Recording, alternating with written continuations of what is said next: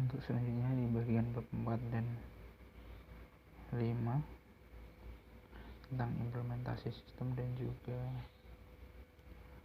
percobaan pengujian, pembahasan juga di bab 5-nya. Saya akan mendemokan dengan mengacu pada percobaan pengujian yang ketiga dengan ID konsultasi K003 dengan penyakit P005 yaitu Parkinson. Di sini ada ilustrasi tentang pengujian yang ketiga, di mana ada 3 gejala yang mirip antara kasus lama dengan yang baru, dan dengan nilai akhir perhitungan sebesar 0,50. Di sini ada hasil pengujian pada aplikasi pada pengujian yang ketiga, nilainya juga sebesar 0,50. Saya akan mencoba mengecek kembali apakah nilainya akan sama dengan perhitungan manual. Saya akan membuka program aplikasinya.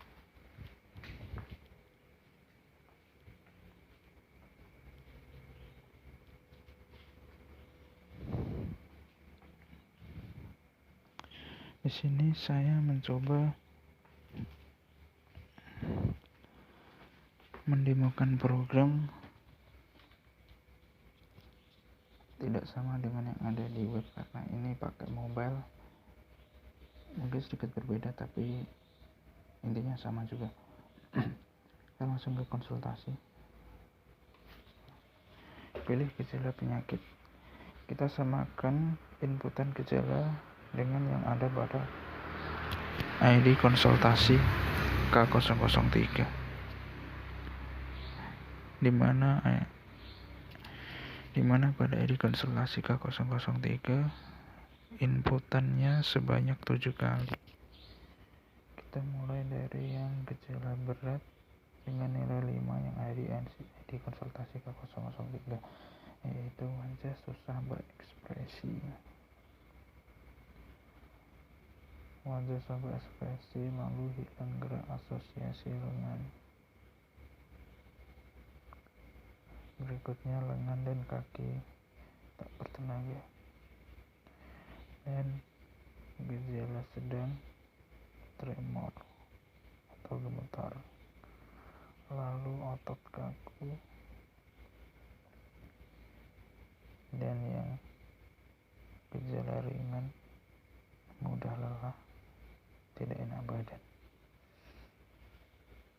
Kita hitung kembali, jumlahnya 7. 1, 2, 3, 4, 5, 6, 7.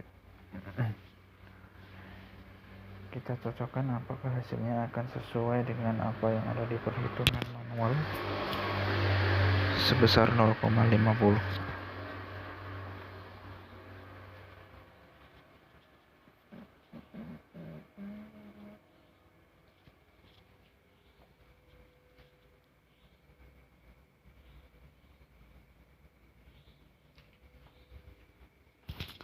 Nah, ini hasilnya sudah tampil.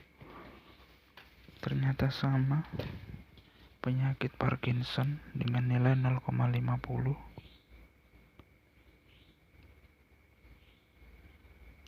Di sini juga ada definisi tentang penyakit Parkinson dan juga solusi penyakitnya tersendiri.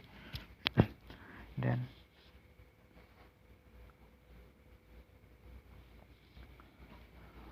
untuk percobaan pengujian yang ketiga dengan demo aplikasi dibandingkan dengan pengujian manual, hasilnya sama.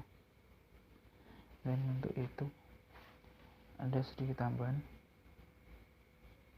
Pada hasil mencapai 0,50, di sini juga terdapat ID penyakit lain, yaitu P007, penyakit poliomielitis sebesar 0,18, dan selanjutnya untuk Bell's palsy P004 dengan nilai 0,27, lalu ID P008 yaitu penyakit stroke dengan nilai similaritas 0,29, lalu ID P009 penyakit ALS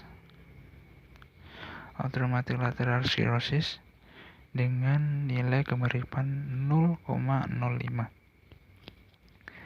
Jadi dari program ini konsultasi akan memunculkan nilai yang paling besar dari hasil perhitungan yang menggunakan algoritma similaritas 3W-Jaggard. Lalu gejala yang tidak ada atau penyakit yang ada di dalam tabel akan dialihkan ke bagian revise. Kita akan lihat bagian revise. Nah, ini untuk bagian revise dari penyakit Parkinson, ID konsultasi K003. Dan selanjutnya di bagian akhir bab 6, kesimpulan dan saran. Kesimpulan dari program ini yang pertama, setiap penyakit memiliki gejala yang sama hampir seluruhnya. Maka dari itu, setiap gejala diberikan bobot tertentu sebagai faktor pembeda. 2. Nilai bobot untuk gejala yang merupakan pembeda antara satu penyakit dengan penyakit lainnya diberikan nilai yang paling besar yaitu 5, sedangkan yang menengah diberi bobot 3.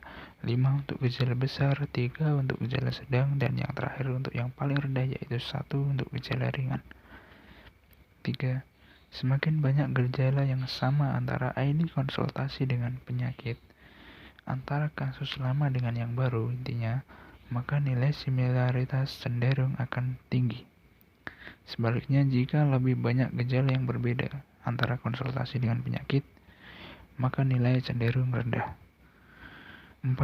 Faktor pengali 3 dalam algoritma similaritas 3W-Jaggard.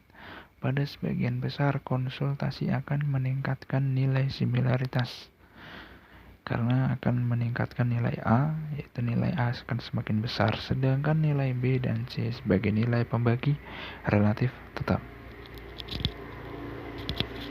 Dan saran untuk program dari pengembangan sistem pakar ini yaitu 1. Untuk gangguan neurologi, kedepannya program bisa dibuat lebih luas lagi terkait gangguan pada sistem saraf, karena sistem saraf sangat luas sekali, bukan hanya sistem saraf pusat, ada juga sistem saraf tepi. Dan untuk kedepannya bisa dikembangkan lebih luas lagi. 2. Dari segi konsultasi, dengan luasnya basis data tentang penyakit saraf tadi atau gangguan neurologi tersendiri, kedepannya bisa menampilkan hasil yang lebih detail untuk user. 3. Kategori pembuatan gejala yang ada sebelumnya bisa dikembangkan lebih jauh lagi. Misalnya terkait gejala tertentu bisa dikhususkan untuk penyakit atau gangguan yang terjadi pada otak dan juga yang terjadi pada sumsum tulang belakang.